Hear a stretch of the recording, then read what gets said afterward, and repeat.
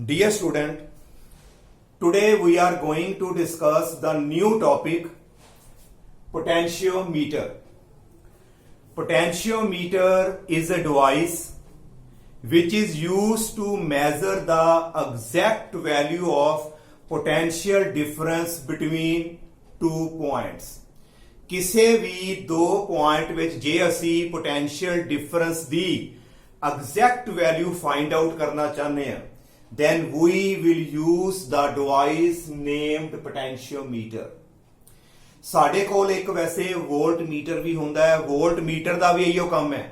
ਵੋਲਟਮੀਟਰ ਦੇ ਨਾਲ ਵੀ ਅਸੀਂ ਜਿਹੜਾ ਹੈ ਕਿਸੇ ਦੋ ਪੁਆਇੰਟਾਂ ਦੇ ਵਿੱਚ ਪੋਟੈਂਸ਼ੀਅਲ ਡਿਫਰੈਂਸ ਜਿਹੜਾ ਹੈ ਮੈਜ਼ਰ ਕਰ ਸਕਦੇ ਹਾਂ, but voltmeter will give only the approximate value of the potentials between the two points. ਉਹ ਸਾਨੂੰ approximate value ਦੱਸਦਾ ਹੈ ਤੇ potentiometer ਜਿਹੜਾ ਹੈ ਸਾਨੂੰ exact value ਦੱਸਦਾ ਹੈ। ਇਹ ਦੋਨਾਂ ਵਿੱਚ ਜਿਹੜਾ ਹੈ ਸਾਡਾ ਜਿਹੜਾ ਮੇਨ ਡਿਫਰੈਂਸ ਹੈ। ਵੋਲਟਮੀਟਰ ਦੇ ਨਾਲ ਸਿਰਫ ਇੱਕੋ ਹੀ ਕੰਮ ਹੈ, ਪੋਟੈਂਸ਼ੀਅਲ ਡਿਫਰੈਂਸ ਹੀ ਜਿਹੜਾ ਮੈਜ਼ਰ ਕਰੇਗਾ, ਉਹ ਵੀ ਸਾਡਾ ਅਪਰੋਕਸੀਮੇਟ। ਉਹ ਅਪਰੋਕਸੀਮੇਟ ਕਿਉਂ ਮੈਜ਼ਰ ਕਰਦਾ ਇਹਨੂੰ ਅਸੀਂ ਬਾਅਦ ਵਿੱਚੋਂ ਡਿਸਕਸ ਕਰਾਂਗੇ, ਬਟ ਪੋਟੈਂਸ਼ੀਓਮੀਟਰ ਜਿਹੜਾ ਹੈ ਇਟ ਇਜ਼ ਮਲਟੀਪਰਪਸ ਡਿਵਾਈਸ। ਇਹਦੇ ਨਾਲ ਅਸੀਂ ਜਿਹੜਾ ਤਿੰਨ ਚੀਜ਼ਾਂ ਜਿਹੜੀਆਂ ਫਾਈਂਡ ਆਊਟ ਕਰ ਸਕਦੇ ਹਾਂ। ਨੰਬਰ 1, ਇੱਕ ਤੇ exact value of potential difference find out ਕਰ ਸਕਦੇ ਹਾਂ। ਦੂਸਰਾ, ਅਸੀਂ ਦੋ ਸੈਲਸ ਦੀ EMF ਆਪਸ ਵਿੱਚ ਜਿਹੜੀ ਹੈ ਕੰਪੇਅਰ ਕਰ ਸਕਦੇ ਹਾਂ। ਕੋਈ ਵੀ ਸੈੱਲ ਸਾਡੇ ਕੋਲ ਦੋ ਨੇ, ਲਕਲਾਂਚੇ ਸੈੱਲ ਹੈ, ਡੈਨੀਅਲ ਸੈਲਸ ਨੇ, ਇਹਨਾਂ ਦੀ EMF ਨੂੰ ਅਸੀਂ ਕੰਪੇਅਰ ਕਰਨਾ ਹੋਵੇ ਕਿ ਕਿਹਦੀ EMF ਦੂਜੇ ਨਾਲੋਂ ਕਿੰਨੇ ਟਾਈਮਸ ਹੈ, ਉਹ ਅਸੀਂ ਕੰਪੇਅਰ ਕਰ ਸਕਦੇ ਹਾਂ ਵਿਦ ਦਾ ਹੈਲਪ ਆਫ ਪੋਟੈਂਸ਼ੀਓਮੀਟਰ। ਤੇ ਥਰਡ, ਇਹਦੀ ਜਿਹੜੀ ਮੇਨ ਐਪਲੀਕੇਸ਼ਨ ਹੈ, ਵੀ can also calculate the internal resistance of the cell. ਜਿਹੜਾ ਸਾਡਾ ਇੰਟਰਨਲ ਰੈਜ਼ਿਸਟੈਂਸ ਹੁੰਦਾ ਹੈ ਸਮਾਲ r, ਉਹਨੂੰ ਵੀ ਅਸੀਂ ਜਿਹੜਾ ਹੈ ਪੋਟੈਂਸ਼ੀਓਮੀਟਰ ਦੀ ਹੈਲਪ ਦੇ ਨਾਲ ਜਿਹੜਾ ਅਸੀਂ ਉਹਨੂੰ ਫਾਈਂਡ ਆਊਟ ਕਰ ਸਕਦੇ ਹਾਂ। ਤੇ ਇਹ ਬੇਟਾ ਸਾਡੇ ਜਿਹੜਾ ਸਿਲੇਬਸ ਦੇ ਵਿੱਚ ਜਿਹੜਾ ਹੈ ਪ੍ਰੈਕਟੀਕਲ ਵਰਕ ਵੀ ਹੈਗਾ ਸਾਡਾ ਪੋਟੈਂਸ਼ੀਓਮੀਟਰ ਦੇ ਉੱਪਰ। ਅਸੀਂ ਦੋ ਪ੍ਰੈਕਟੀਕਲਸ ਜਿਹੜੇ ਨੇ ਇਹਦੇ ਰਿਲੇਟਡ ਜਿਹੜੇ ਆਪਾਂ ਕਰਨੇ ਨੇ, ਪਰ ਅਸੀਂ ਪਹਿਲਾਂ ਇਹਦੀ ਅਸੀਂ ਥਿਊਰੀ ਨੂੰ ਪਹਿਲਾਂ ਸਮਝੀਏ, ਹਾਊ ਇਟ ਵਰਕ, ਇਹ ਕੰਮ ਕਿਸ ਤਰ੍ਹਾਂ ਕਰਦਾ ਹੈ। Now first of all we will discuss its construction. ਸਭ ਨਾਲ ਪਹਿਲਾਂ ਅਸੀਂ ਇਹਦੀ ਕੰਸਟਰਕਸ਼ਨ ਨੂੰ ਆਪਾਂ ਸਮਝਦੇ ਹਾਂ ਕਿ ਇਹ ਬਣਿਆ ਕਿਹਦਾ ਹੁੰਦਾ। ਐਕਚੁਅਲੀ ਕੀ ਹੈ ਕਿ ਇੱਕ ਸਾਡੇ ਕੋਲ ਇੱਕ ਵੁਡਨ ਦਾ ਪਲੈਂਕ, ਮਤਲਬ ਵੁਡਨ ਦਾ ਇੱਕ ਜਿਹੜਾ ਹੈ ਬੋਰਡ ਹੈ, ਜਿਹਦੀ ਲੰਬਾਈ ਘੱਟੋ ਘੱਟ ਤੁਸੀਂ ਲਗਾ ਲਓ 1 ਮੀਟਰ ਤੋਂ ਜ਼ਿਆਦਾ ਹੋਏਗੀ। ਇੱਕ ਵੁਡਨ ਬੋਰਡ ਹੈ ਜਿਹਦੀ ਜਿਹੜੀ ਲੈਂਥ ਹੈ 1 ਮੀਟਰ ਤੋਂ ਜ਼ਿਆਦਾ ਹੁੰਦੀ ਹੈ। ਉਹਦੇ ਉੱਪਰ, ਵੁਡਨ ਬੋਰਡ ਦੇ ਉੱਪਰ ਕੀ ਹੈ, ਸਾਡੇ ਕੋਲ ਪੂਰਾ ਜਿਹੜਾ ਹੈ ਲੈਂਥ ਵਾਈਜ਼ ਬੋਰਡ ਦੀ ਜਿਹੜੀ ਲੈਂਥ ਹੈ ਉਹਦੇ ਅਕੋਰਡਿੰਗ ਪੂਰੀ ਇੱਕ ਸਕੇਲ 0 ਤੋਂ 100 ਸੈਂਟੀਮੀਟਰ, ਜਿਹਨੂੰ ਬੋਲਦੇ ਅਸੀਂ 1 ਮੀਟਰ, ਇੱਕ ਸਕੇਲ ਜਿਹੜਾ ਹੈ ਪੂਰਾ ਵੁਡਨ ਬੋਰਡ ਦੇ ਉੱਪਰ ਜਿਹੜਾ ਹੈ ਉਹ ਫਿਕਸ ਹੁੰਦਾ ਹੈ। ਵੁਡਨ ਬੋਰਡ ਦੇ ਉੱਪਰ 1 ਮੀਟਰ ਸਕੇਲ ਹੋ ਗਿਆ। ਉਸ ਤੋਂ ਬਾਅਦ ਸਾਡੇ ਕੋਲ ਇੱਕ ਵਾਇਰ ਹੈ ਜਿਹੜੀ ਕਾਦੀ ਬਣਦੀ ਹੈ, ਕੌਨਸਟੈਂਟਨ ਜਾਂ ਮੈਗਨੈਨਿਨ ਦੀ ਵਾਇਰ ਜਿਹੜੀ ਹੈ, ਜਿਸ ਤਰ੍ਹਾਂ ਅਸੀਂ ਮੀਟਰ ਬ੍ਰਿਜ 'ਚ ਪੜਿਆ, ਉਹਦੀ ਵਾਇਰ ਵੀ ਕੌਨਸਟੈਂਟਨ ਤੇ ਮੈਗਨੈਨਿਨ ਦੀ ਹੁੰਦੀ ਹੈ।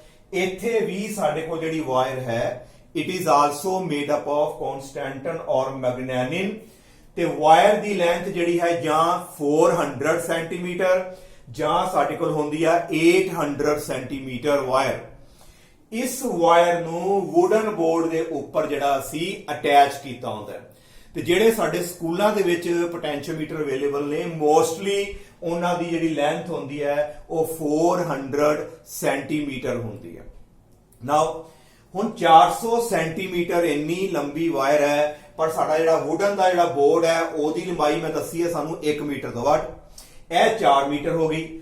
ਅਸੀਂ ਕੀ ਕਰਦੇ ਹਾਂ, ਵਾਇਰ ਨੂੰ ਅਸੀਂ 4 ਪਾਰਟਸ ਦੇ ਵਿੱਚ ਅਸੀਂ ਡਿਵਾਈਡ ਕਰ ਦਿੰਦੇ ਹਾਂ।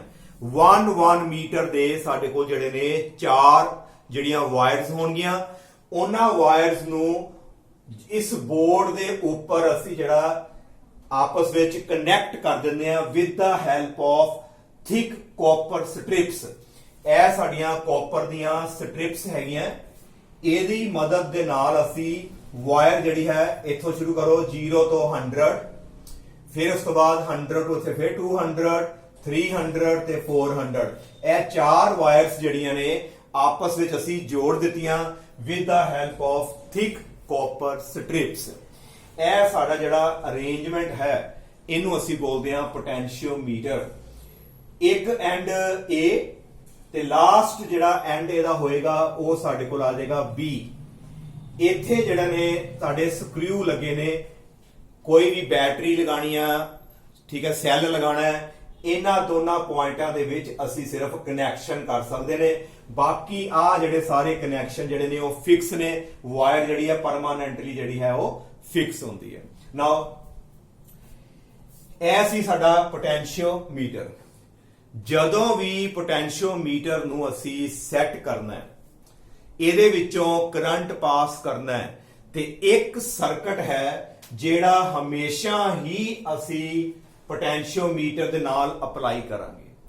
ਉਸ ਸਰਕਟ ਦਾ ਜਿਹੜਾ ਨੇਮ ਹੈ ਉਹਨੂੰ ਅਸੀਂ ਬੋਲਦੇ ਹਾਂ ਐਗਜ਼ਿਲਰੀ ਸਰਕਟ। ਆਹ ਵਾਲਾ ਜਿਹੜਾ ਸਾਡਾ ਸਰਕਟ ਹੈ, ਦਿਸ ਇਜ਼ ਕਾਲਡ ਐਗਜ਼ਿਲਰੀ ਸਰਕਟ।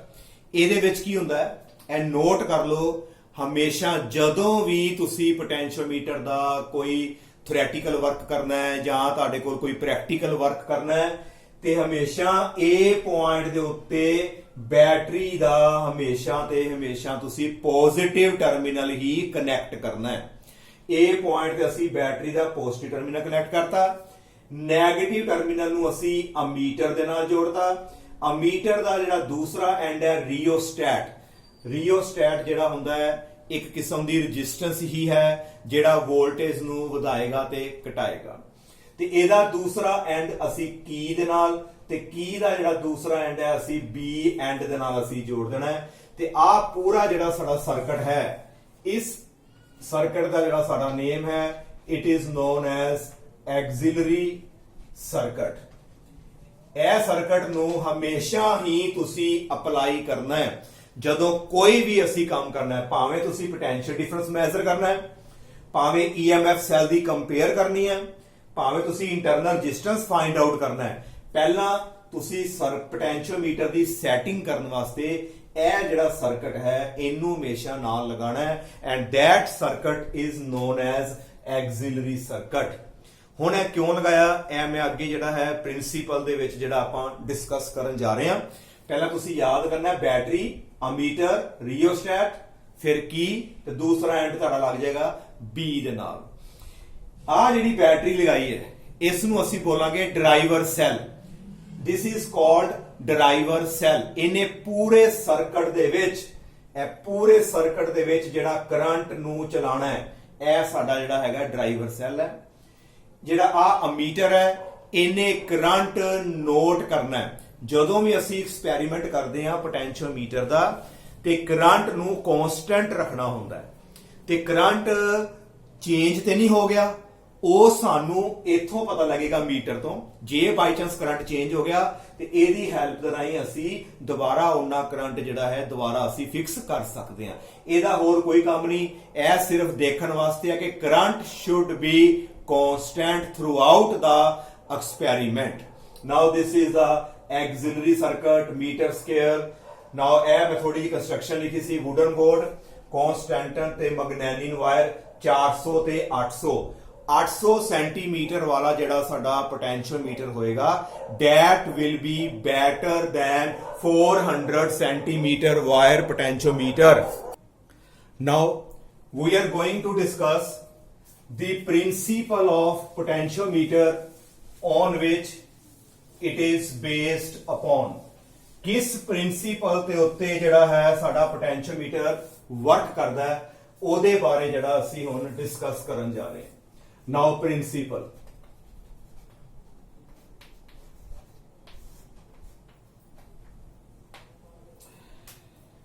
ਇਹਨੂੰ ਸਮਝਣ ਲਈ ਸਪੋਜ਼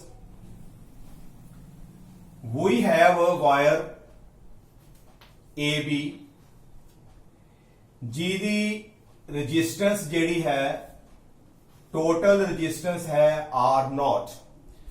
ਮੰਨ ਲਓ ਸਾਡੇ ਕੋਲ ਇੱਕ ਵਾਇਰ ਹੈ ਜਿਹਦੀ ਰੈਜ਼ਿਸਟੈਂਸ ਜਿਹੜੀ ਹੈ ਸਾਡੇ ਕੋਲ R0 ਹੈ। ਇਹ ਉਹੀਓ ਵਾਇਰ ਹੈ ਜਿਹੜੀ ਪੋਟੈਂਸ਼ੀਓਮੀਟਰ ਦੀ ਵਾਇਰ ਦੱਸੀ ਹੈ ਤੁਹਾਨੂੰ ਮੈਂ, ਕਨਸਟੈਂਟਨ ਦੀ ਉਹ ਹੈ।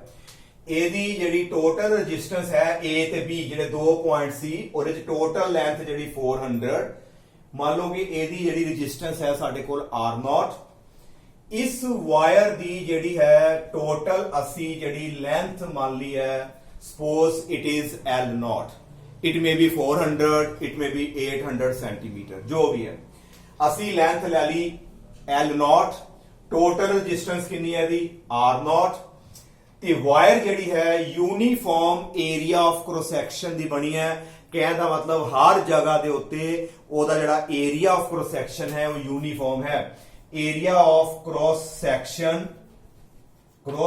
ਜਿਹੜਾ ਸਾਡਾ ਏਰੀਆ ਹੈ ਦਾ ਉਹ ਸਾਡੇ ਕੋਲ ਹੈਗਾ ਯੂਨੀਫਾਰਮ ਇਹਨੂੰ ਯਾਦ ਰੱਖਣਾ ਹੈ ਕਿ ਏਰੀਆ ਆਫ ਕ੍ਰੋਸ ਸੈਕਸ਼ਨ ਹਰ ਜਗ੍ਹਾ ਤੇ ਸੇਮ ਹੈ ਨਾਓ ਵੀ ਅਪਲਾਈ ਅ ਬੈਟਰੀ ਜਿਹਦੀ EMF ਹੈਗੀ ਆ E ਤੇ ਬੈਟਰੀ ਦਾ ਆਪਣਾ ਜਿਹੜਾ ਹੈ ਇੰਟਰਨਲ ਰੈਜ਼ਿਸਟੈਂਸ ਹੈਗਾ ਸਾਡੇ ਕੋਲ R ਇਸ ਬੈਟਰੀ ਨੂੰ ਜਿਹੜਾ ਹੈ A ਤੇ B ਦੇ ਵਿੱਚ ਅਸੀਂ ਜਿਹੜਾ ਅਪਲਾਈ ਕਰ ਦਿੱਤਾ A ਤੇ B ਵਾਇਰ ਉਹਦੇ ਅਕ੍ਰੋਸ ਅਸੀਂ ਬੈਟਰੀ ਦਾ ਆਪਣਾ ਇੰਟਰਨਲ ਰੈਜ਼ਿਸਟੈਂਸ ਕਿੰਨਾ ਹੈ R ਅਸੀਂ ਸਰਕਟ ਨੂੰ ਜਿਹੜਾ ਹੈ ਕੰਪਲੀਟ ਕਰਤਾ ਨਾਓ ਵਾਟ ਵਿਲ ਹੈਪਨ ਕੀ ਹੋਏਗਾ ਇਸ ਬੈਟਰੀ ਦੇ ਵਿੱਚੋਂ ਜਿਹੜਾ ਹੈ ਕਰੰਟ ਫਲੋ ਹੋਣਾ ਸ਼ੁਰੂ ਹੋਏਗਾ ਤੇ ਉਹ ਕਰੰਟ ਜਿਹੜਾ ਹੈ A to B ਜਾਏਗਾ current always go from high potential to low potential ਇਹਦਾ ਮਤਲਬ A ਦੇ ਵਿੱਚੋਂ ਤੇ B ਦੇ ਵਿੱਚੋਂ ਜੇ ਅਸੀਂ ਪੋਟੈਂਸ਼ੀਅਲ ਦੀ ਗੱਲ ਕਰੀਏ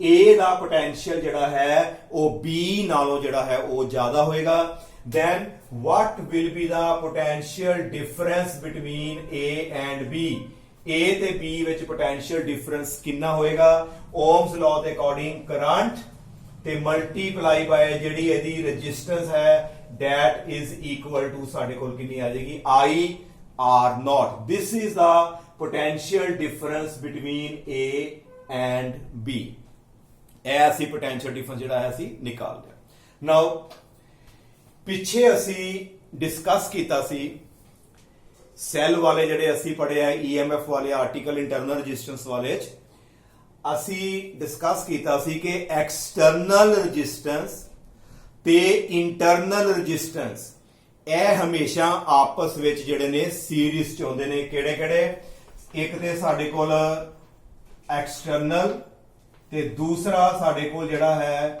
ਇੰਟਰਨਲ resistance ਜਿਹੜੇ ਨੇ they are in internal resistance are in series ਇਹ ਤੁਹਾਡੇ series ਚ ਹੁੰਦੇ ਨੇ now ਇੱਥੇ external ਕਿਹੜੀ ਹੈ ਸਾਡੀ R0 internal ਕਿਹੜੀ ਹੈ ਸੈੱਲ ਦੀ R ਇਹ ਦੋਨੋਂ ਆਪਸ ਵਿੱਚ ਜਿਹੜੇ ਨੇ series ਚ ਜੁੜੇ ਨੇ ਤੇ ਸਾਡੀ total resistance ਜਿਹੜੀ ਆਏਗੀ circuit the and that will be equal to total resistance of the circuit total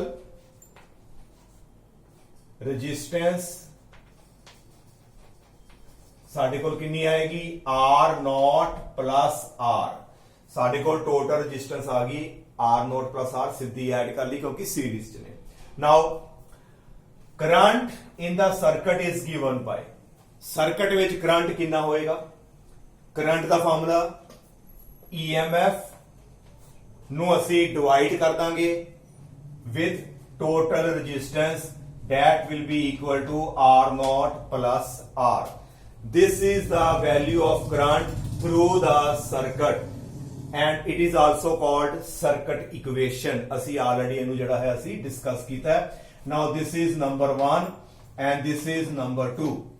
Now this is the potential difference between A and B ਤੇ ਜਿਹੜਾ ਕਰੰਟ ਫਲੋ ਕਰ ਰਿਹਾ ਕਰੰਟ ਦੀ ਵੈਲਿਊ ਜਿਹੜੀ ਅਸੀਂ ਫਾਈਂਡ ਆਊਟ ਕਰ ਲਈ ਹੁਣ ਇਸ ਕਰੰਟ ਦੀ ਵੈਲਿਊ ਜਿਹੜੀ ਹੈ ਅਸੀਂ ਨੰਬਰ 1 ਦੇ ਵਿੱਚ ਜਿਹੜਾ ਅਸੀਂ ਇਹਨੂੰ ਪੁੱਟ ਕਰ ਦਿੰਦੇ ਆ ਤੇ ਸਾਡੇ ਕੋਲ ਕੀ ਆਏਗਾ ਪੁੱਟ I in equation 1 we get ਸਾਨੂੰ ਕੀ ਮਿਲੇਗਾ VA minus VB potential difference between these two points is equal to I the value ਅਸੀਂ ਆ ਪੁੱਟ ਕਰਨ ਲੱਗੇ ਆ ਸਾਡੇ ਕੋਲ ਆ ਜਾਏਗਾ E over R plus R ਤੇ ਨਾਲ ਜਿਹੜਾ ਹੈ ਉੱਪਰ ਸਾਡੇ ਕੋਲ ਆ ਜਾਏਗਾ R0 this is the potential difference between these two points now potential difference between these two point इनू मैं शॉर्टकट विच जिहड़ा है VO लिख दिता है। जिस तरह टोटल डिस्टेंस R0 है, टोटल लेंथ इहदी LO लिखी है, ਇਹਦਾ पोटेंशियल जिहड़ा है टोटल ਨੂੰ मैं VO लिखता ते VO ਦੀ वैल्यू ਸਾਡੇ ਕੋਲ ਆ ਗਈ ERO over R plus R. Now this is the potential difference between these two points. Now ਇਹ ਸਾਰਾ ਜਿਹੜਾ पोटेंशियल डिफरेंस है A ਤੇ B ਦੇ ਵਿਚਕਾਰ ਹੈ। ਜੇ ਅਸੀਂ फाइंड करना ਹੋਏ कि A ਤੋਂ ਲੈ ਕੇ ਮੰਨ ਲਓ ਇੱਥੇ ਕੋਈ ਪੁਆਇੰਟ ਹੈ ਸਾਡੇ ਕੋਲ C ਤੇ ਇਹਦੀ ਜਿਹੜੀ ਲੈਂਥ ਹੈ ਸਾਡੇ ਕੋਲ ਹੈਗੀ ਹੈ ਮੰਨ ਲਓ L। ਆ ਪੋਟੈਂਸ਼ੀਅਲ ਡਿਫਰੈਂਸ ਹੈਗਾ A ਤੇ B ਦੇ ਵਿਚਕਾਰ ਟੋਟਲ ਪੋਟੈਂਸ਼ੀਅਲ ਡਿਫਰੈਂਸ ਜਿਹੜਾ ਵਾਇਰ ਦਾ ਸੀ ਪੋਟੈਂਸ਼ੀਓਮੀਟਰ ਵਾਇਰ ਦਾ। but we want to calculate only the potential difference between that portion of the wire A ਤੋਂ ਲੈ ਕੇ C ਤੱਕ ਅਸੀਂ potential difference find out ਕਰਨਾ ਹੈ। then how will you find, ਅਸੀਂ ਕਿਸ ਤਰ੍ਹਾਂ find ਕਰਾਂਗੇ, ਆਓ ਇਹਦੇ ਬਾਰੇ ਜਿਹੜਾ ਆਪਾਂ ਹੁਣ ਡਿਸਕਸ ਕਰਨ ਲੱਗੇ ਹਾਂ। ਸਭ ਨਾਲੋਂ ਪਹਿਲਾਂ ਕੀ ਕਰਾਂਗੇ, ਅਸੀਂ ਨਿਕਾਲਾਂਗੇ potential gradient। potential gradient ਅਸੀਂ ਪਹਿਲਾਂ find out ਕਰਾਂਗੇ। now what is potential gradient? it is the potential fall per unit length। ਇੱਕ ਯੂਨਿਟ ਲੈਂਥ ਵਿੱਚ ਕਿੰਨਾ ਪੋਟੈਂਸ਼ੀਅਲ ਆਂਦਾ ਹੈ ਉਹ ਸਾਡਾ ਬਣਦਾ ਹੈ potential gradient। now potential gradient the formula V divided by L L0। ਦੇਖੋ टोटल साडा पोटेंशियल कितना है, दैट इज V0। यह साडा टोटल पोटेंशियल हो गया A ते बीच। And we want to calculate just potential in unit length.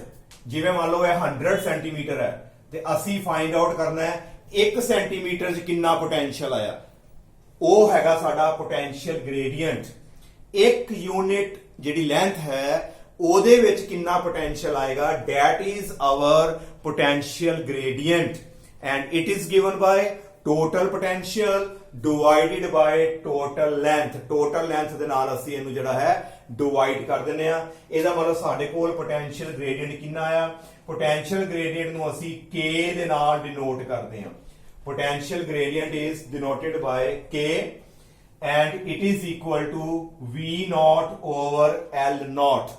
ਤੇ V0 ਦੀ ਜਿਹੜੀ ਵੈਲਿਊ ਹੈ ਸਾਡੇ ਕੋਲ ਆ ਗਈ E, ਆ ਗਈ R0 ਡਿਵਾਈਡਡ ਬਾਈ ਸਾਡੇ ਕੋਲ ਆ ਗਿਆ R plus R ਤੇ ਮਲਟੀਪਲਾਈ ਨੀਚੇ ਆ ਜਾਏਗਾ L0। ਇਹ ਸਾਡਾ ਜਿਹੜਾ ਹੈ ਫਾਰਮੂਲਾ ਹੈ ਪੋਟੈਂਸ਼ੀਅਲ ਗ੍ਰੇਡੀਅੰਟ ਨਿਕਾਲਣ ਦਾ।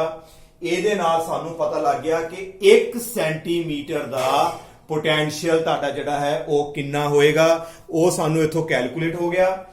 ਜੇ 1 ਸੈਂਟੀਮੀਟਰ ਦਾ ਪਤਾ ਹੈ ਤੇ ਸਾਡੀ ਜਿੰਨੀ ਲੈਂਥ ਹੈ L, ਇਹਦਾ ਵੀ ਅਸੀਂ ਪੋਟੈਂਸ਼ੀਅਲ ਜਿਹੜਾ ਹੈ ਨਿਕਾਲ ਸਕਦੇ ਹਾਂ। Just multiply the K with L। Question ਕੀ ਸੀਗਾ, ਮੈਂ ਸਿਰਫ A ਤੋਂ C ਤੱਕ ਪੋਟੈਂਸ਼ੀਅਲ ਨਿਕਾਲਣਾ ਚਾਹੁੰਦਾ ਤੇ A ਤੋਂ C ਤੱਕ ਪੋਟੈਂਸ਼ੀਅਲ ਨਿਕਾਲਣ ਵਾਸਤੇ ਸਾਨੂੰ ਪਹਿਲਾਂ 1 ਸੈਂਟੀਮੀਟਰ ਦਾ ਲੱਭਣਾ ਪਏਗਾ। ਉਹਨੂੰ ਅਸੀਂ ਜਿਹੜਾ ਹੈ K ਦੇ ਨਾਲ ਅਸੀਂ ਮਲਟੀਪਲਾਈ ਕਰ ਦਾਂਗੇ। Therefore potential difference between A and C, A ਤੇ C ਦੇ ਵਿੱਚ potential difference ਕਿੰਨਾ ਆਏਗਾ, that will be equal to KL। 1 centimetre the potential ਲੈਣਾ ਤੇ L ਸੈਂਟੀਮੀਟਰ ਦਾ ਅਸੀਂ ਮਲਟੀਪਲਾਈ ਕਰ ਦਾਂਗੇ ਤੇ ਜਦੋਂ ਅਸੀਂ ਵੈਲਿਊ ਵਿੱਚ ਪੁੱਟ ਕਰਦੇ ਹਾਂ VAC ਦੀ ਸਾਡੇ ਕੋਲ ਕਿੰਨਾ ਆਏਗਾ, that will be equal to E over R plus R। ਉੱਪਰ ਆ ਗਿਆ ਸਾਡੇ ਕੋਲ R0, ਨੀਚੇ L0 ਤੇ ਮਲਟੀਪਲਾਈ ਬਾਈ L। ਆ ਅਸੀਂ ਜਿਹੜੀ ਹੈ K ਦੀ ਜਿਹੜੀ ਅਸੀਂ ਵੈਲਿਊ ਜਿਹੜੀ ਆਪਾਂ ਇਹਦੇ ਵਿੱਚ ਅਸੀਂ ਉਹ ਪੁੱਟ ਕਰ ਦਿੱਤੀ ਹੈ। Now this is the potential difference between these two points। ਇਹ ਸਾਡਾ ਜਿਹੜਾ ਹੈ ਪੋਟੈਂਸ਼ੀਅਲ ਡਿਫਰੈਂਸ ਆ ਗਿਆ ਸਾਡੇ ਕੋਲ A ਤੇ C ਦੇ ਵਿਚਕਾਰ। ਨਾਓ ਇਹਨੂੰ ਥੋੜਾ ਜਿਹਾ ਹੋਰ ਅਸੀਂ ਸਿੰਪਲੀਫਾਈ ਕਰਦੇ ਹਾਂ। what is this, E over R0 plus R। ਇਹ ਸਾਨੂੰ ਪਤਾ ਹੈ ਇਹ ਜਸਟ ਕਰੰਟ ਹੈ, ਇਹਦੀ ਜਗ੍ਹਾ ਤੇ ਮੈਂ I ਲਿਖਤਾ E over R plus R एक करंट हो गया, अगे आ गया आर नॉट, नीचे आ गया एल नॉट, इनटू आ गया साडे कोल L. Now potential difference between A and C is directly proportional to length of that portion। आ ध्यान ਨਾਲ देखो, potential difference between A and C is directly proportional to the length of that portion। ਜਿਹੜੇ portion ਦੇ ਵਿੱਚ ਅਸੀਂ potential difference ਨਿਕਾਲਣਾ ਹੈ ਉਹਦੀ length ਦੇ ਉੱਤੇ ਜਿਹੜਾ ਹੈ potential difference depend ਕਰਦਾ ਹੈ। ਜਿੰਨੀ ਆ length ਜ਼ਿਆਦਾ ਹੋਏਗੀ ओना साडा पोटेंशियल डिफरेंस जिहड़ा है वो वधदा जाएगा। It means the fall in potential across the length of the wire is directly proportional to the length of that portion provided current is constant and wire is of uniform area of cross section. जे current fix है ते ਸਾਡੇ ਕੋਲ wire ਦਾ area of cross section uniform है, फिर ਜਿਹੜਾ potential ਜਿਹੜਾ ਫਾਲ ਹੋਏਗਾ ਕਿਸੇ पोर्शन ਚ ਉਹ डिपेंड करेगा उस पोर्शन ਦੀ ਜਿਹੜੀ ਹੈ ਲੈਂਥ ਸਾਡੀ ਜਿਹੜੀ ਆ ਉਹ ਕਿੰਨੀ ਹੈ। ਨਾਓ आई थिंक ਤੁਹਾਨੂੰ ਜਿਹੜਾ ਹੈ ਇੱਥੋਂ ਤੱਕ ਪਹਿਲਾਂ ਕਲੀਅਰ ਹੋ ਗਿਆ। Now suppose VAC potential difference between A and C। Potential difference ਦਾ ਫਾਰਮੂਲਾ ਕੀ ਹੁੰਦਾ ਸਾਡੇ ਕੋਲ करंट मल्टीप्लाई बाय रेजिस्टेंस। उस पोर्शन दी मैं रेजिस्टेंस कितनी मान ली R, जेड़ा मेरा AC पोर्शन सी ओदी मैं रेजिस्टेंस मान ली R। ਇਹਦੇ पैर ਵਿੱਚ ਵੀ मैं ਤੁਹਾਨੂੰ AC पा देना। AC पोर्शन ਦੀ ਜਿਹੜੀ रेजिस्टेंस है R। Now I the I, R the formula ਤੁਸੀਂ ਪੜਿਆ ਰੋ L, ਇਹਦੀ ਲੈਂਥ ਕਿੰਨੀ ਸੀ ਸਾਡੇ ਕੋਲ L over A। Resistance the formula ਰੋ L ਓਵਰ ਅਸੀਂ A ਪੁੱਟ करता। Now this is VAC, potential difference if I is equal to constant। J I constant होवे, रो वैसे ही साडे कोल की हैगा साडे कोल constant ते नीचे देखो साडे कोल जेड़ा है A आ रहा है, A भी साडा मान लो constant है, uniform area of cross section. आ तीन चीजां विचों constant हो गईयां ते बाकी की बचा L। एदा मतलब जेड़ा potential difference between A and C it is directly proportional to length. ओ लेंथ दे डायरेक्टली प्रोपोर्शनल हुंदा है। Greater the length greater will be the potential between that portion. ओनी पोर्शन दे विच पोटेंशियल ज्यादा होएगा, पर शर्तां किहड़ियां ने? करंट कांस्टेंट रहना चाहिए, ਇਹ वैसे ही कांस्टेंट ਹੁੰਦਾ ਤੇ ਵਾਇਰ ਜਿਹੜੀ ਹੈ ਸਾਡੀ ਉਹਦੀ यूनिफॉर्म ਉਹਦਾ ਏਰੀਆ ਆਫ ਜਿਹੜਾ ਹੈ क्रॉस सेक्शन ਜਿਹੜਾ ਹੋਣਾ ਚਾਹੀਦਾ।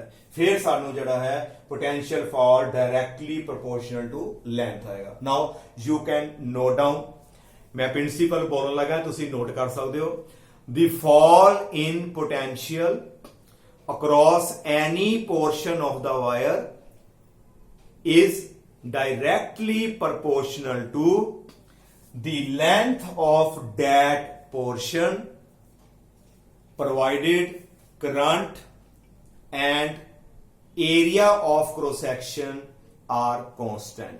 ਇਹ ਜਿਹੜੇ ਦੋਨੋਂ ਚੀਜ਼ਾਂ constant ਰਹਿਣੀਆਂ ਚਾਹੀਦੀਆਂ ਨੇ।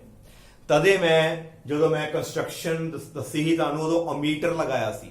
ਐਮੀਟਰ ਦਾ ਕੰਮ ਹੈ ਉੱਥੋਂ ਅਸੀਂ ਚੈੱਕ ਕਰਨਾ ਹੈ ਕਿ ਸਾਡਾ ਜਿਹੜਾ ਕਰੰਟ ਹੈ ਉਹ ਕਾਂਸਟੈਂਟ ਹੈਗਾ ਕਿ ਨਹੀਂ ਹੈਗਾ, ਉੱਥੋਂ ਅਸੀਂ ਜਿਹੜਾ ਉਹਨੂੰ ਆਪਾਂ ਸਟੱਡੀ ਕਰਨਾ ਹੈ। ਆਈ ਹੋਪ ਕਿ ਤੁਹਾਨੂੰ ਜਿਹੜਾ ਹੈ ਇਹਦਾ ਪ੍ਰਿੰਸੀਪਲ ਪਤਾ ਲੱਗ ਗਿਆ ਕਿ ਇਹ ਕੰਮ ਕਿਸ ਤਰ੍ਹਾਂ ਕਰਦਾ ਹੈ। ਇਹਦਾ ਮਤਲਬ ਹੈ ਕਿ ਅਸੀਂ ਜਦੋਂ ਵੀ ਕਰੰਟ ਵਿੱਚੋਂ ਲੰਘੇਗਾ ਵਾਇਰ ਵਿੱਚੋਂ ਪੋਟੈਂਸ਼ੀਓਮੀਟਰ ਵਾਇਰ ਵਿੱਚ, ਉਹ ਪੋਟੈਂਸ਼ੀਅਲ ਜਿਹੜਾ ਹੈ ਫਾਲ ਹੁੰਦਾ ਜਾਏਗਾ ਤੇ ਫਾਲ ਕਿਸੇ ਪੋਰਸ਼ਨ 'ਚ ਕਿੰਨਾ ਪੋਟੈਂਸ਼ੀਅਲ ਹੈ ਉਹ ਉਹਦੀ ਲੈਂਥ ਦੇ ਉੱਤੇ ਜਿਹੜਾ ਹੈ ਉਹ ਡਿਪੈਂਡ ਕਰਦਾ ਹੈ। ਨਾਓ ਇਸ ਤੋਂ ਬਾਅਦ ਜਿਹੜਾ ਹੈ ਅਸੀਂ ਇੱਕ ਛੋਟਾ ਜਿਹਾ ਜਿਹੜਾ ਟੌਪਿਕ ਮੈਂ ਡਿਸਕਸ ਕਰਨ ਲੱਗਾ,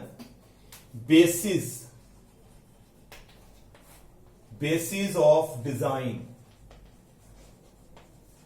ऑफ पोटेंशियोमीटर। ਇਹ ਜਿਹੜਾ पोटेंशियोमीटर ਹੈ ਇਹਦੀ डिजाइन ਦੇ मगर बेस की है, ਇਹ इस तरह क्यों बनाया गया, ਇਹਦੇ ਬਾਰੇ ਅਸੀਂ ਜਿਹੜਾ ਡਿਸਕਸ ਕਰਾਂਗੇ। ਜਿਹੜਾ ਆਹ ਵਾਲਾ ਕੰਮ ਹੈ ਇਹ ਤੁਸੀਂ ਜਿਹੜਾ ਨੈਕਸਟ ਆਰਟੀਕਲਸ ਜਦੋਂ ਅਸੀਂ ਕਰੋਗੇ ਉਹਦੇ ਵਿੱਚ ਜਿਹੜਾ ਇਹਦਾ ਯੂਜ਼ ਆਏਗਾ। ਸਪੋਜ਼ ਮੰਨ ਲਓ ਕਿ ਸਾਡੇ ਕੋਲ ਜਿਹੜੇ ਨੇ ਦੋ ਸੈੱਲ ਨੇ, ਇੱਕ ਦੀ EMF E ਹੈ ਤੇ ਇੱਕ ਦੀ ਜਿਹੜੀ ਹੈ EMF ਸਾਡੇ ਕੋਲ ਜਿਹੜੀ ਹੈ E1, ਇੱਕ ਦੀ ਸਾਡੇ ਕੋਲ ਆ ਗਈ E2। ਇਹ ਦੋ ਸੈਲਸ ਨੇ ਤੇ ਇਹਨਾਂ ਸੈਲਸ ਨੂੰ ਆਪਸ ਵਿੱਚ ਦੇਖੋ ਕਿਸ ਤਰ੍ਹਾਂ ਜੋੜਤਾ ਤੇ ਨਾਲ ਅਸੀਂ ਜਿਹੜਾ ਇੱਕ ਸਰਕਟ ਲਗਾਤਾ, ਗਲਵੈਨੋਮੀਟਰ ਲਗਾਇਆ ਤੇ ਇੱਕ ਜਿਹੜਾ ਹੈ ਰੈਜ਼ਿਸਟੈਂਸ ਲਗਾਇਆ R। ਸਪੋਜ਼ ਅਸੀਂ ਮੰਨ ਕੇ ਚੱਲਦੇ ਹਾਂ, ਮੰਨ ਲਓ ਵੀ E1 ਜਿਹੜੀ ਹੈ ਸਾਡੀ E2 ਨਾਲੋਂ ਜ਼ਿਆਦਾ ਹੈ।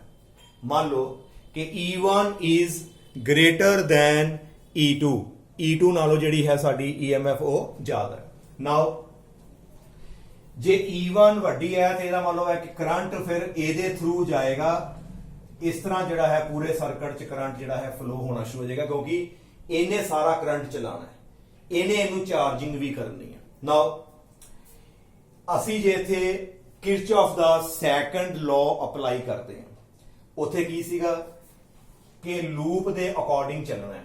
ਮੰਨ ਲਓ ਇੱਥੇ ਮੈਂ ਪੁਆਇੰਟ ਲੈ ਦੇਣਾ A B C D, ਅਸੀਂ A B C D ਦੇ ਅਕੋਰਡਿੰਗ ਚੱਲਣ ਲੱਗੇ ਹਾਂ।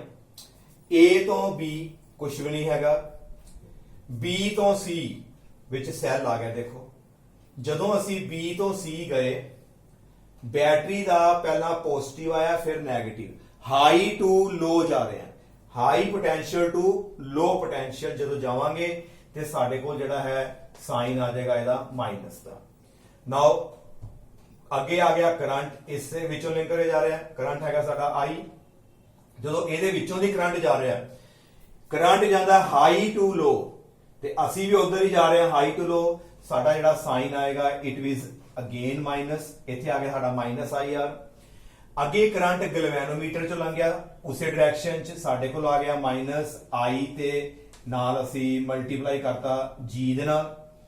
ਉਸ ਤੋਂ ਬਾਅਦ ਕਰੰਟ ਲੰਘਿਆ E1 ਦੇ ਵਿੱਚੋਂ ਨੈਗੇਟਿਵ ਟੂ ਪੋਜ਼ਿਟਿਵ। ਐਵੇਂ ਪਹਿਲਾਂ ਰੂਲ ਦੱਸੇ ਹੋਏ ਨੇ, ਜਦੋਂ ਨੈਗੇਟਿਵ ਟੂ ਪੋਜ਼ਿਟਿਵ ਜਾਈਏ, ਲੋ ਟੂ ਹਾਈ, ਲੋ ਟੂ ਜਦੋਂ ਹਾਈ ਜਾਣਾ ਹੈ ਤੇ ਸਾਡੇ ਕੋਲ ਜਿਹੜਾ ਆਏਗਾ ਸਾਈਨ ਪਲੱਸ, ਤੇ ਟੋਟਲ ਕਿੰਨਾ ਆ ਗਿਆ ਪੂਰੇ ਸਰਕਟ ਦਾ ਜਿਹੜਾ ਹੈ ਸਮ ਟੋਟਲ ਆਫ ਪੋਟੈਂਸ਼ੀਅਲ ਡਿਫਰੈਂਸ ਤੇ EMF ਜਿਹੜੀ ਹੈ ਉਹ 0। ਹੁਣ E1 ਪੋਜ਼ਿਟਿਵ ਹੈ, ਇਹਨੂੰ ਪਹਿਲਾਂ ਲਿਖ ਲਿਆ, ਮਾਈਨਸ ਵਿੱਚੋਂ E2 ਹੋ ਗਈ ਇਕੁਅਲ, ਆ ਦੋਨੋਂ ਟਰਮਸ ਮੈਂ ਉਧਰ ਲੈ ਜਾਣਾ ਹੈ, it is equal to IR plus IG.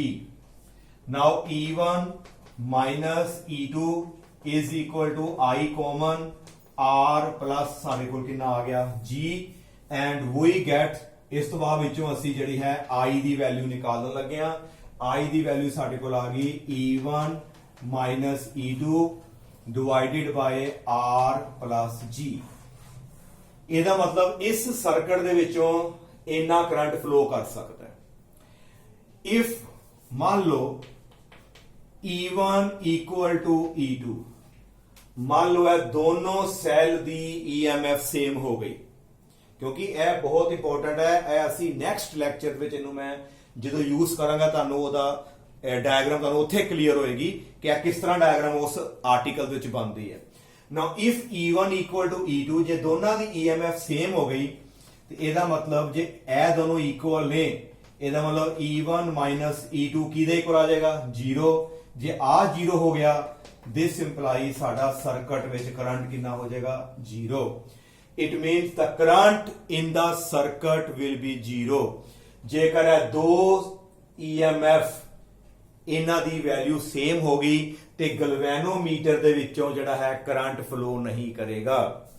ਇਹਦਾ ਮਤਲਬ ਦੋ ਸੈੱਲ ਆਪਸ ਵਿੱਚ ਮੈਂ ਇਕੁਅਲਾਈਜ਼ ਕਰ ਲੇ, ਇੱਕ ਸੈੱਲ ਨੂੰ ਇਹਦੇ ਨਾਲ ਮੈਂ ਜਦੋਂ ਇਕੁਅਲਾਈਜ਼ ਕਰੂੰਗਾ ਤੇ ਦੂਸਰਾ ਜਿਹੜਾ ਮੇਰਾ ਸੈੱਲ ਹੈ ਉਹ ਵੇਰੀਏਬਲ ਹੋਏਗਾ। ਜਿਸ ਪੁਆਇੰਟ ਦੇ ਉੱਤੇ ਜਾ ਕੇ ਇਹਨਾਂ ਦੋਨਾਂ ਦੀ EMF ਜਿਹੜੀ ਸਾਡੀ ਸੇਮ ਹੋ ਜਾਏਗੀ, ਉਦੋਂ ਜਿਹੜਾ ਹੈ ਸਰਕਟ ਵਿੱਚ ਕਰੰਟ ਫਲੋ ਹੋਣਾ ਜਿਹੜਾ ਹੈ ਉਹ 0 ਹੋ ਜਾਏਗਾ ਤੇ ਅਸੀਂ ਬੋਲਾਂਗੇ ਕਿ ਜਿਹੜਾ ਸਰਕਟ ਸਾਡਾ ਹੈ ਉਹ ਬੈਲੈਂਸਡ ਹੋ ਗਿਆ। ਨਲ ਪੁਆਇੰਟ ਅਸੀਂ ਜਿਹੜਾ ਉਹ ਫਾਈਂਡ ਆਊਟ ਕਰ ਲਿਆ ਤੇ ਉਹ ਅਸੀਂ ਕਿਹਦੇ ਥਰੂ ਫਾਈਂਡ ਆਊਟ ਕਰਾਂਗੇ? ਵਿਦ ਦਾ ਹੈਲਪ ਆਫ ਜੋਕੀ, ਜਿਹੜੀ ਸਾਡੀ ਮੈਟੈਲਿਕ ਜੋਕੀ ਹੈ ਉਹਦੇ ਨਾਲ ਅਸੀਂ ਜਿਹੜਾ ਹੈ ਉਹ ਫਾਈਂਡ ਆਊਟ ਕਰ ਸਕਦੇ ਹਾਂ। ਨਾਓ ਆਈ ਥਿੰਕ ਕਿ ਤੁਹਾਨੂੰ ਜਿਹੜਾ ਹੈ ਇੱਥੋਂ ਤੱਕ ਜਿਹੜਾ ਲੈਕਚਰ ਉਹ ਕਲੀਅਰ ਹੋ ਗਿਆ। ਨੈਕਸਟ ਲੈਕਚਰ ਦੇ ਵਿੱਚ ਜਿਹੜਾ ਹੈ ਅਸੀਂ ਜਿਹੜਾ ਡਿਸਕਸ ਕਰਾਂਗੇ how to compare the EMF of two cells with the help of potentiometer। ਇੱਕ ਗੱਲ ਮੈਂ ਕਹਿਣੀ ਚਾਹੁੰਦਾ ਕਿ ਹੁਣ ਤੋਂ ਜਿਹੜਾ ਮੈਂ ਕੋਸ਼ਿਸ਼ ਕਰਾਂਗਾ ਕਿ ਨਾਲ ਦੇ ਨਾਲ ਤੁਹਾਨੂੰ ਜਿਹੜੇ ਇਹਦੇ ਰਿਟਨ ਨੋਟਸ ਜਿਹੜੇ ਨੇ ਉਹ ਪ੍ਰੋਵਾਈਡ ਕੀਤੇ ਜਾਣ। ਤੇ ਜੇ ਨਾਲੇ ਦੂਜੀ ਰਿਕੁਐਸਟ ਹੈ ਕਿ ਜੇ ਕਿਸੇ ਨੇ ਹਲੇ ਮੇਰਾ ਚੈਨਲ ਜਿਹੜਾ ਹੈ ਉਹ ਸਬਸਕ੍ਰਾਈਬ ਨਹੀਂ ਕੀਤਾ, ਕਿਰਪਾ ਚੈਨਲ ਨੂੰ ਜਿਹੜਾ ਸਬਸਕ੍ਰਾਈਬ ਕਰਨਾ ਨਾ ਭੁੱਲਣਾ, ਵੀਡੀਓ ਨੂੰ ਲਾਈਕ ਜਿਹੜਾ ਹੈ ਕਰ ਦਿਆ ਕਰੋ। Thank you.